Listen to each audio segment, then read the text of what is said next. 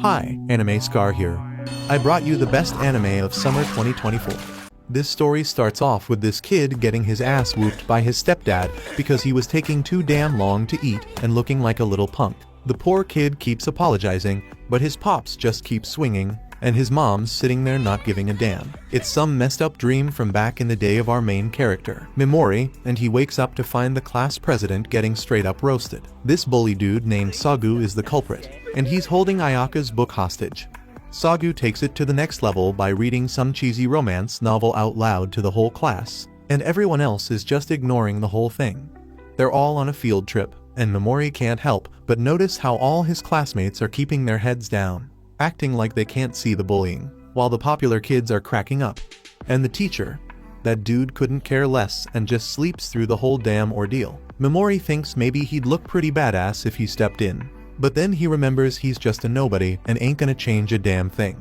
Ayaka's had enough and gets all frustrated, so Mimori surprises everyone by standing up to Sagu and telling him to give Ayaka her damn book. Sagu's actually kind of impressed that Mimori's finally growing a pair, but he still refuses to give the book back and starts messing with Mimori instead. Out of nowhere, one of the popular kids named Kirihara tells Sagu to cut the crap because he's sick of all the drama. Everyone thinks Kirihara's a badass for taking charge, and Sagu apologizes to Ayaka, but Sagu's still pissed at Mimori for standing up to him, so he starts picking on the quiet kid in class. Finally, the teacher wakes his lazy ass up and tells Sagu to knock it off, saying that Sagu can't go bullying people when he's not in charge. Funny thing is, Mimori actually agrees with Sagu because standing up like that ain't his style at all. He figures he only did it because of that messed up dream he had.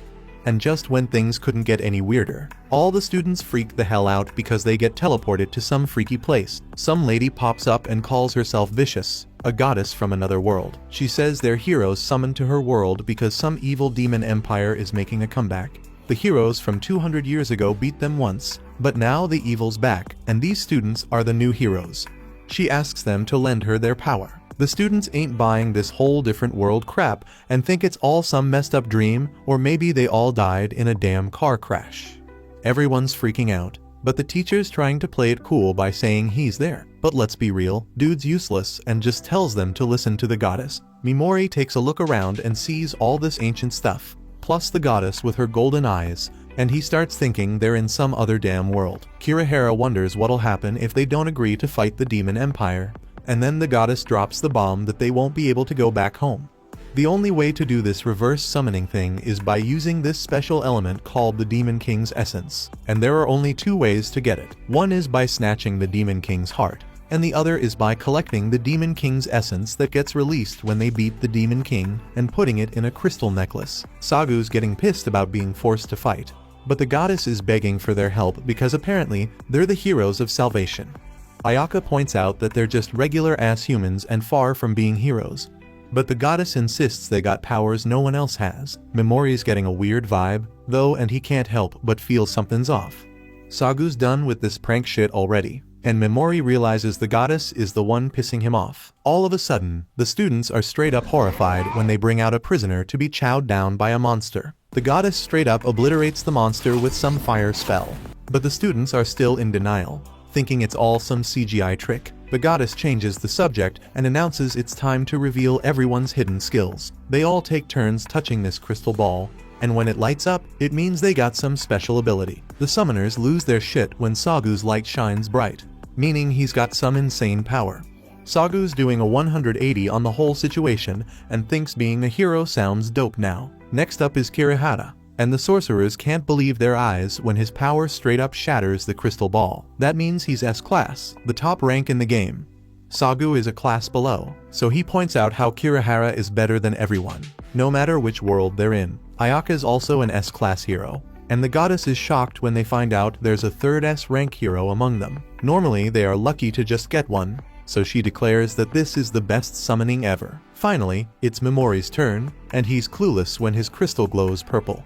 He also notices his glow is the weakest of them all. Mimori's curious what class he is, but the goddess straight up ignores him, leaving him hanging.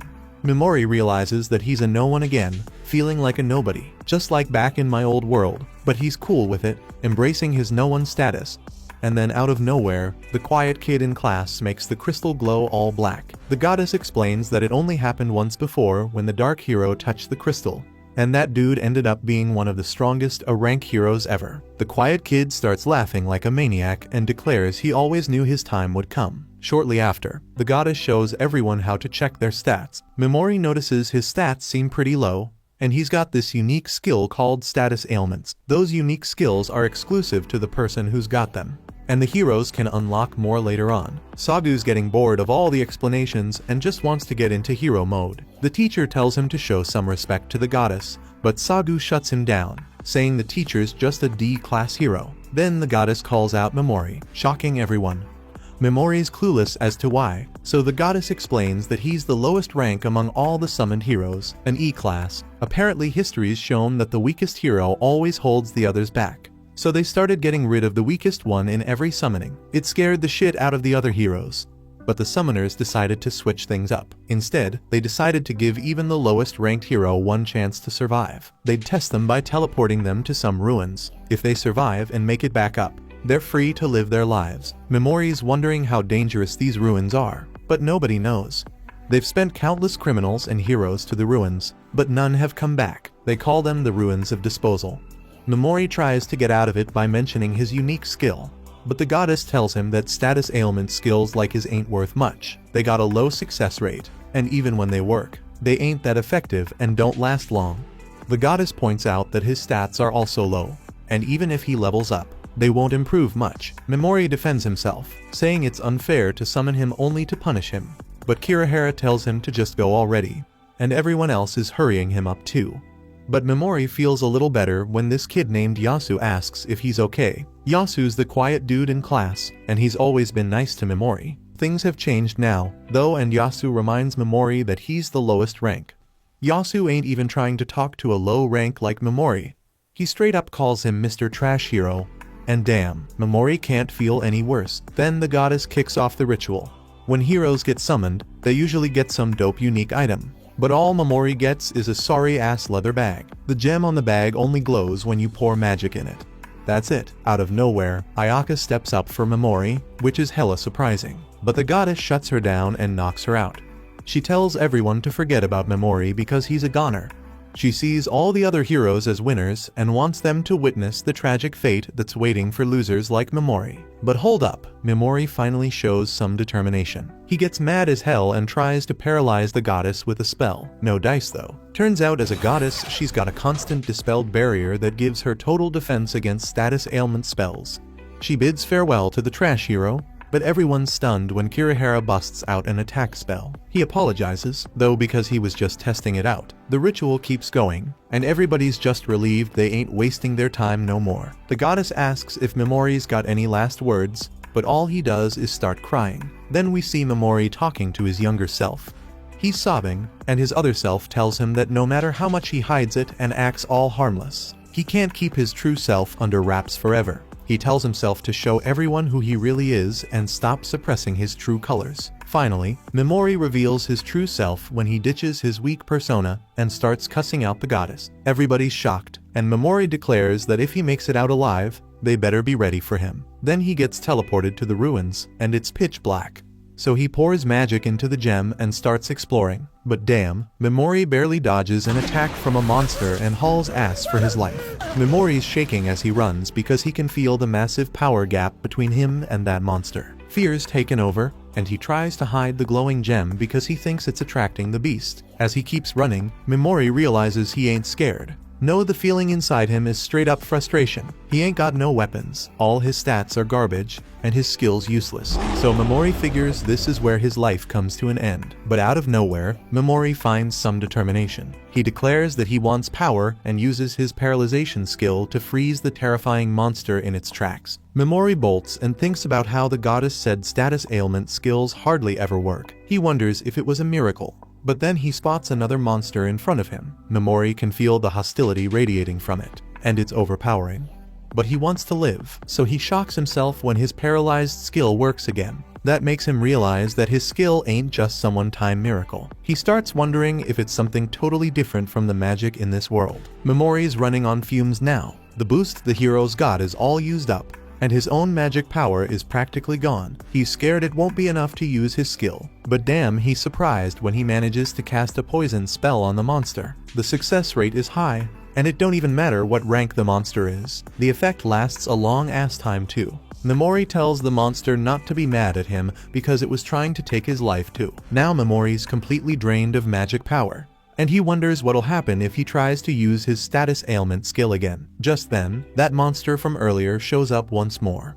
Memori wonders if someone's gonna swoop in and save him like in the movies. But then he remembers how everyone treated him like shit before and how he got beat as a kid. All that pent-up frustration reaches its peak, and Memori realizes he's just a background character. Nobody's coming to rescue him. Memori knows he can't rely on others.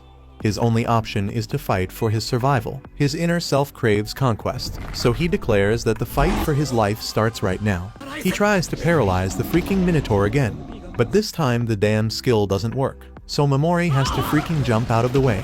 The system tells him he can't cast the same effect multiple times on one target. So he comes up with a new plan and puts the Minotaur to sleep, making it fall flat on its face, out cold. Once the monster is knocked out, Memori slaps some poison on it too. Seems like there are no rules against stacking effects, but damn, he's out of mana. If he keeps using his skills, he'll run out of energy too, and he still has a bunch of monsters to deal with. Memori starts spamming paralysis like crazy, and eventually, he manages to stop all the monsters, but it leaves him ready to pass out. But his troubles ain't over yet, because more damn monsters start coming his way, so he's forced to keep using Paralyze until his body can't take it anymore. It doesn't take long before he hits his limit and can't go on. There are still a ton of monsters around, but if he tries to use his skill one more time, he'll be done for. He's got no other options, but luckily, just as he's about to give out completely, the cockatrice he poisoned earlier suddenly kicks the bucket, and because of that, Memori's level shoots up to 258, and his mana and stamina get replenished. Memori doesn't get what the hell happened at first, but then he sees the dead monster and figures he must have gained experience because his poison did the job. And now that he's got his energy back, he can keep fighting as much as he needs to. He keeps spamming paralysis, and his skill levels up, making him think he can upgrade it with repeated use, but he'll worry about that later because right now, he's got to make sure he gets the hell out of this place in one piece. With paralysis now at level 2, Memori notices he can target multiple monsters at once, so he does just that, and the monsters all freeze in their tracks. So far, his status effects have a 100% success rate, so it seems like Vicious is the only person in this world who's immune to his skill. He starts poisoning all the paralyzed monsters, and his poison skill levels up too. But there are still a ton of monsters around, which means more chances to level up. Memori checks his status window, and since he leveled up, his stats are way better than when he first got here, especially his mana, which is now over 8,000. And mana is the only thing keeping him alive in this godforsaken place. Memori takes a breather and sits his ass down while he waits for the poison to do its thing. And before long, the monsters start dropping like flies, boosting Memori's level even higher. By the time he reaches level 500, Memori is pretty damn confident he can make it out of the ruins. So he gets ready to kick some more monster ass. But after seeing Memori effortlessly kill dozens of them, the monsters ain't stupid. They know better than to mess with him, so they all run the hell away. Now that the area's safe, Memori scours through piles of decaying bones, hoping to find some useful loot, and after grabbing a cloak and a blade, he sets off to escape ruins. As he searches for the exit, he comes across all sorts of monsters. But he's realized he's got another problem. He's got no food, so he's gonna starve if he doesn't find something to eat soon. He's so desperate. He's even willing to chow down on monster meat. So, after he retraces his steps, he goes back to the monster corpses and reluctantly starts carving into them to munch on whatever he can. But as he tries to chow down on the eyeball, he realizes the monster's got acid in it, so eating it ain't gonna happen. With no food source, Memori thinks he'll freaking starve to death before he can escape this hole. He's got zero energy left in his body, but then he notices his magic bag changing color, and since it's the only light he's got, he rushes over like crazy to give it more mana. Something freaking appears inside the bag, to his freaking delight. He finds a bag of beef and a bottle of juice. He starts eating like mad. This means his hunger problem's solved for now, but he ain't sure if the bag will produce food again as time goes on in this damn ruins. Memori's gotten used to massacring monsters with his skills, but he's worried he might be losing his humanity because of it. Back on Earth, after suffering abuse from his stepfather, Memori was on the brink of becoming a freaking villain right there and then. But before he lost his sense of humanity, his aunt and uncle saved his sorry ass, took him in, and showed him what normal life was like. They taught him empathy, and he thought he became a normal person like them. But now, as he stares at the freaking pile of corpses beneath him, he feels jack shit. There's no going back to who he was before. So Memori just accepts he's a freaking psychopath now and moves on. As he goes, he comes across another part of the ruins with a floating eyeball monster. But Memori just takes it out with his poison. As he moves forward, he finds a door with a magic lock. When he opens it, he sees a small room with 2 freaking skeletons. He figures they were probably people Vicious tossed away, but they didn't make it out alive. Memori searches through their stuff and finds a bag full of gems. So, while he feels a bit guilty about robbing the dead, the gems could be valuable and he could use them once he gets the hell out of here. So, he no longer feels guilty about it. He checks out the other nearby rooms too, and eventually, he comes across one that takes a shitload of mana to open. But once he finally unlocks it, he finds a skeleton sitting there with a note next to it. The note says the skeleton used to be a dude named Anglin, the Great Sage, and he was the former hero of darkness, the same one Vicious mentioned as the strongest of them all. According to Anglin's note, Vicious sent him here against his will after she didn't need him as a hero anymore. And even though he was strong enough to make it this far, he couldn't escape. So, he left a message to help the next person who could make it here.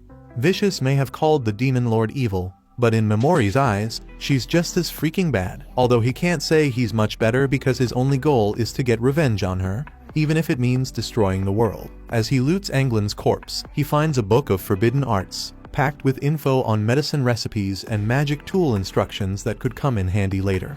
So, he decides to keep it. He also finds a scroll of forbidden magic, but he can't understand what the hell it says. But if a great sage like Anglin went through all the trouble to keep it hidden with him until his last moments, it must be freaking powerful.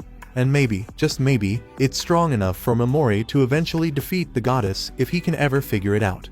Memori's about to bounce, but before he dips, he jacks Anglin's dope cloak because it's way cooler than his old raggedy one. He takes another look at Anglin's book and sees a bloody warning that says, "Watch out for the Soul Eater." That shit's got him thinking if this Soul Eater is the one who offed Anglin. Memori keeps moving through the ruins, thinking this door ahead might lead him out of this hellhole. But if it's the final door, that means the Soul Eater Anglin mentioned could be lurking there too. Memori stays on his guard, checking his stats to make sure he's ready for this shit. He did everything he could to level up before reaching this point, so he's hoping his skills are enough to take it down. Eventually, he stumbles upon a creepy-ass face, and he's pretty sure that's the Soul Eater, so he tries to paralyze right away. But as soon as he steps out of cover, the Soul Eater blasts a laser straight into his hand. This is the first time anything's been able to stop him from using his skills. And Memori's got to kill this thing since he can only escape by using the gem on his forehead to activate his skill. He's got to say it out loud and be close enough. But none of that matters if the Soul Eater can attack him before he finishes casting the spell. While Memori's still figuring out his next move, the Soul Eater breaks through the wall, coming after his ass. So now he's got no damn choice but to fight. Meanwhile, outside the ruins, some chick's trying to escape from her pursuers and decides to hide nearby, clueless that a fierce battle's going on inside. As the Soul Eater slowly creeps up on Memori, he's wondering why the hell it hasn't blasted him with lasers yet. But he soon finds out as the Soul Eater spits out some purple goo that takes the form of humans. These are the souls of the people the Soul Eater devoured, and they're being forced to attack Memori. So he's forced to paralyze them. But he can't bring himself to use poison because even though they're all gross, they're still human. The Soul Eater gets off on watching Memori struggle because he can't attack the souls for moral reasons. And he can't attack the Soul Eater because it reacts too damn fast. Memori starts breaking down and crying like crazy because he don't want to hurt nobody, and his constant crying drains his aura. But as the Soul Eater's enjoying Memori's tears, he reveals it was all an act and paralyzes the Soul Eater. He knew he couldn't successfully paralyze the Soul Eater unless he tricked it, so he faked a mental breakdown to throw the Soul Eater off. Now that the Soul Eater's paralyzed, Memori don't give a damn about the souls. If killing the Soul Eater means those soul puppets got to die, so be it. He's gonna poison him anyway. The Soul Eater struggles to move out of frustration, which lets Memori know that his paralysis can mess up powerful monsters and do extra damage. It's a cool discovery and all, but he ain't trying to waste any more time here. So he casts poison on the Soul Eater and straight up annihilates it. As he does, the souls that were consumed by the Soul Eater are set free, and they all show up in front of Memori to thank him for freeing them. They've been rooting for him as he tried to survive in the ruins, and they don't even mind that he looted their bodies. Anglin approaches Memori and has one request: take down the goddess and avenge them all. After that, the souls pass on. Now, normally Memori wouldn't accept a request without some kind of reward, but he was already planning on taking down the goddess anyway, and now that the final monster's been defeated, Memori can open that door and start his quest for revenge on the surface. In the forests outside the royal capital, the rest of Memori's homies are out there slaying demons to level up, while she's chasing down a demon dog with a sword. Kirihara straight up burns another monster with his 6th skill and levels up to 18 like a boss. In another spot, the geek Yasu, who's done a complete 180 with his personality, straight up roasts some monsters with his dark fire powers and busts out laughing when he hears them cry. Mad far away from them, there's this shy and innocent chick named Koba who's hella hesitant to kill any monsters.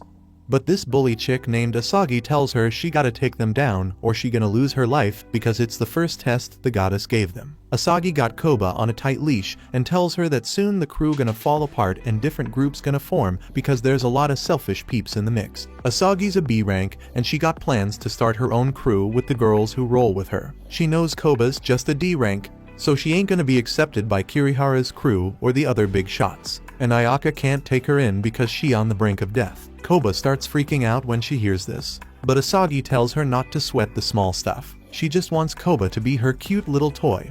And to prove her loyalty, Asagi got her girls in the crew to trap a monster for her to finish off easy. Asagi tells Koba she got to kill the monster and pass the test from Vicious, or else she gonna be dumped like Memori. Koba don't want to kill that monster, but Asagi keeps pushing her, basically making her do it. Eventually, she takes down the monster, but that act of violence straight up wrecks her, and she starts remembering when Memori helped out a hurt stray kitten. She starts crying, thinking she couldn't do shit to help Memori. Meanwhile, Ayaka also comes to her senses, and the pain in her gut reminds her how the goddess knocked her out before sending Memori away. She straight up goes to confront Goddess Vicious, who's putting on some weak-ass act, saying she was hurt too when she sent Memori into danger. But it's their kingdom's policy. She says the ritual of getting rid of the weakest member gonna keep going, and while Ayaka was knocked out, she already sent away all the weaklings who couldn't even kill one demon. Ayaka straight up hates the goddess now and tells her she's doing shit all wrong. Vicious just laughs it off, saying everyone got their own opinions, but she ain't gonna change her ways. Then Ayaka suggests to Vicious that as an S-rank hero, she gonna work her ass off and cover for those who ain't performing well enough. In return, she wants Vicious to stop banishing them. Vicious agrees to the idea and asks Ayaka to shake hands, start fresh, and bury the past. Mad far away from them, in the dark-ass forests near some abandoned ruins, this chick is running from a bunch of nasty bandits chasing her, but she being careless as hell, leaving easy clues for the bandits. Those fools planning to let her run till they corner her and straight up hunt her down. At the same time, Memori just made it out of them ruins. He checking out his stats and seeing his mana over 59,000. But what really catching his interest is the details of his skills right now. He finding out he can use his paralyzed skill on specific body parts, not just the whole body. He can even weaken his poison skill so it ain't lethal. He planning to test that shit out when he runs into some demons. But as he keep walking, he hears squeaking sounds from behind the trees.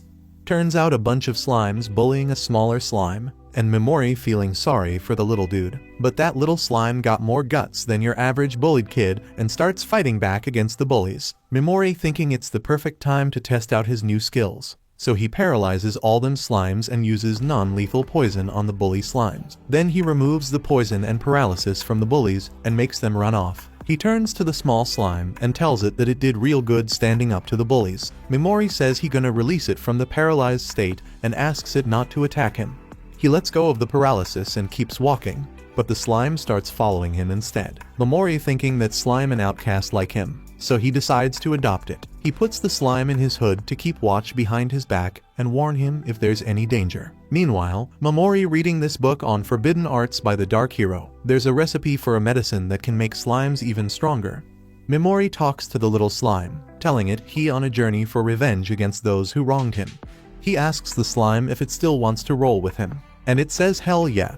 Memori's stoked to hear that and names the slime Pigimaru, and the slime digging its new name. Memori keeps moving forward, and out of nowhere, He gets surrounded by the bandits who were after that mysterious woman.